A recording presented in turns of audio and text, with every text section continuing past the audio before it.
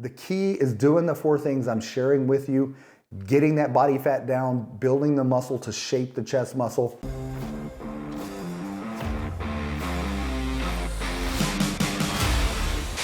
Are you tired of having man boobs? I'm gonna give you 4 tips that's gonna help you eliminate the man boobs. Here's the thing, when it comes to man boobs, it can be extremely frustrating, and I'm talking all men. Whether you're 40, 50, 60, 70, 80 years old, there's even some young men, unfortunately, that have man boobs today. A lot of the reasoning is gonna be tied to the first tip I'm gonna share. A lot of it has to do with the types of foods that we eat today, the convenience foods, the fast foods. These types of foods are processed, highly processed, and have a lot of toxins and chemicals in them that have a lot of estrogenic effects. And that's just one thing that they cause. A lot of them cause high inflammation internally in the body, raise cortisol levels. So everything that men do not want to happen is happening when your diet consists of these types of foods. So the very first thing obviously is gonna be just tightening up your nutrition, man. So eliminate those processed foods, eat less fast foods, convenience foods, sugars. Most of those types of foods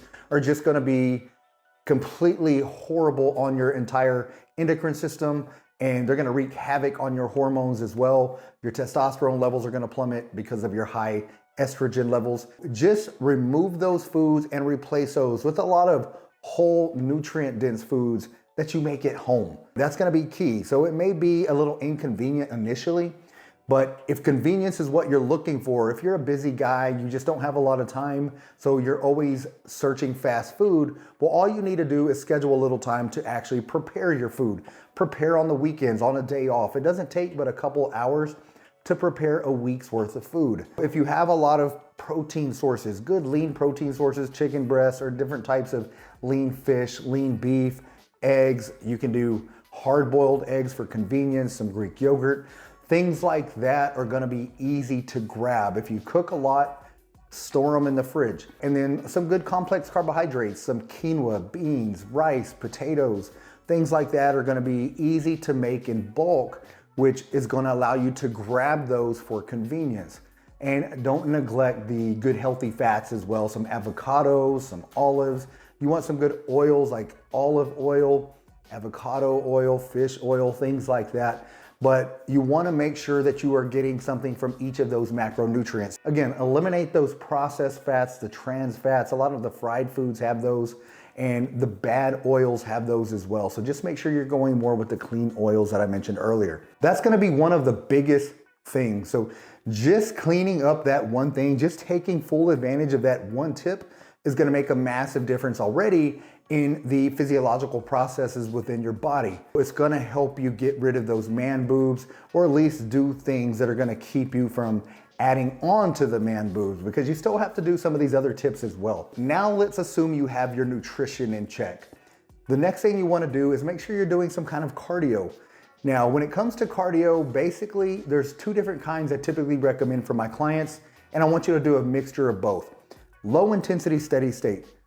Walking. It could be walking on a treadmill, it could be biking at a normal pace, nothing that's gonna get you out of breath, or it could be walking around the neighborhood, around the park.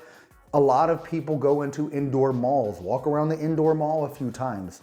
So just do some low intensity, steady state stuff and do it as often as you can. If you can do it daily, phenomenal. That's gonna make a massive difference. All right, now the next type of cardio though, this depends a lot on your current fitness levels.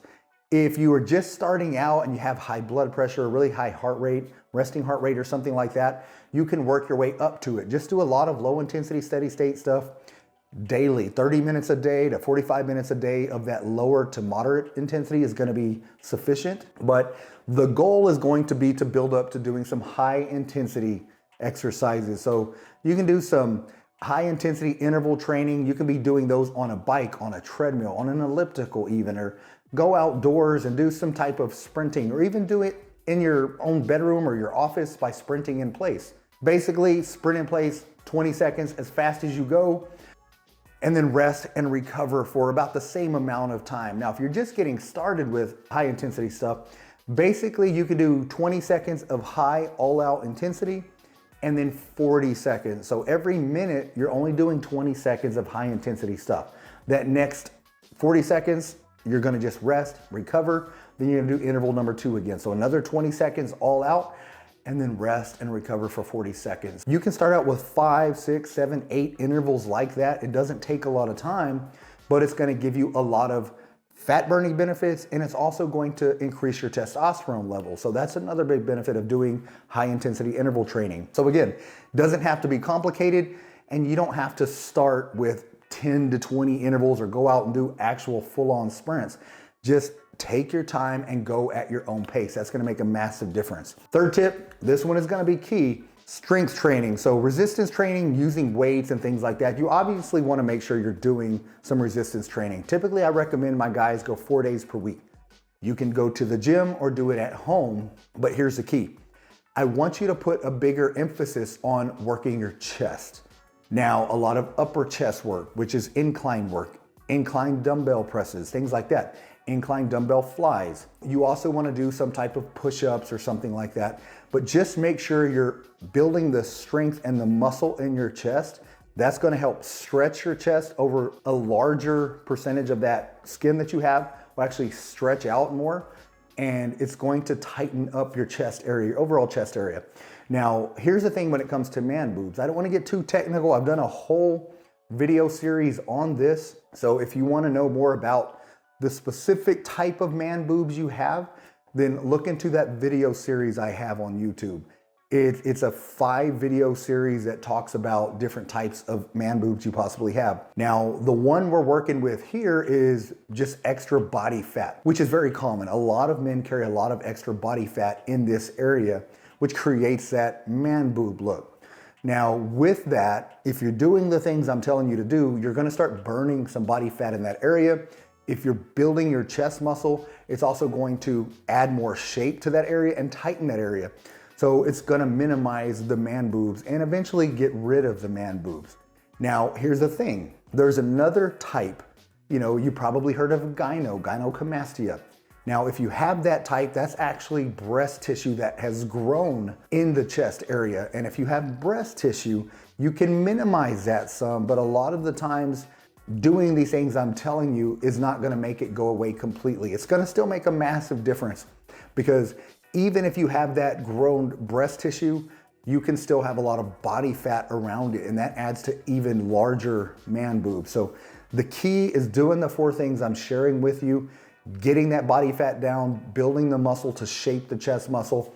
And if you notice there's a tight knotted area around your nipple area, then more than likely that may be glandular growth or breast tissue growth. If that's the case, you can get that looked at just to determine if you have gynecomastia or if you still have some more body fat that you can lose. So it's another recommendation I will give you just to make sure you're covering all your bases. Now that's 3 tips. The 4th tip I want to definitely share with you, and this is one of the key ones that ties into a lot of what we just talked about, is just maximizing your hormone profile. So you want to make sure that you're optimizing your testosterone levels. A lot of times when you actually focus on bringing your test levels up, your cortisol will come down, your estrogen will come down. If those 2 things are coming down, your testosterone is growing up, that's going to help optimize your overall hormone profile.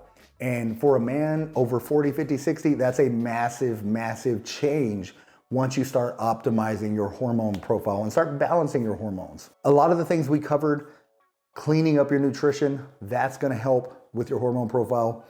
Doing resistance training is gonna help. Now, here's one key tip. This is a pro tip. If you are incorporating a resistance training and you're currently not really working your legs, which a lot of men do, a lot of men are just preloaded with excuses when they get older. Can't do legs because my knees hurt. Can't do legs because my back hurts. That's not a sufficient reason. The reason they hurt more than likely is because you don't do legs. You need to still build the muscle around those damaged joints. That's gonna make a massive difference. When you start building the muscle and adding more strength around those joints, you're gonna see a lot of improvement in some of that knee pain or hip pain or wherever that pain may be, low back pain. Also, you want to work on your hip mobility. You want to make sure you're stretching your hamstrings, adding strength to your glutes, stretching your hip flexors. If you're doing those 3 things, that's going to make a massive difference with your lower body mobility, and that's going to allow you to work your legs. Now, the reason this is key, The number one exercise for boosting testosterone naturally is squats. So you gotta make sure you're doing your squats. Now, the good news for you being an older guy, that doesn't mean you have to load up back squats. You can do the goblet squats, which is pretty much most of the squats I put in my program. You can do dumbbell squats. Doing some type or variation of a squat is the number one way to boost your testosterone naturally. Now, when you're adding that, and let's say you've gone through the low intensity steady state, you've built up your cardiovascular system, and now you're ready to go into the high intensity exercises as far as the cardio, the resistance training, using those compound movements like squats, and the cardio and eliminating the processed foods, that's gonna make a massive overall improvement on your body's function when it comes to your hormone optimization. Then you're gonna start noticing your body functioning the way it's meant to function, and you're gonna start feeling better and looking better, and all things are gonna be so much better for your mental health, your physical health. Now, I hope you understand the importance of each of these as well, because I'm giving you 4 tips that I want you to apply together. You can do 1 or 2 and get improvements, but if you do all 4, you're gonna get even better improvements. So just make sure you're focusing on, utilizing all 4 of the tips I shared here, and you're gonna feel so much better about your overall quality of life. All right, thanks so much for watching this video, man. And if you have any questions, never hesitate to reach out, list the question below. But other than that, thank you again. Get busy, get after it, and God bless.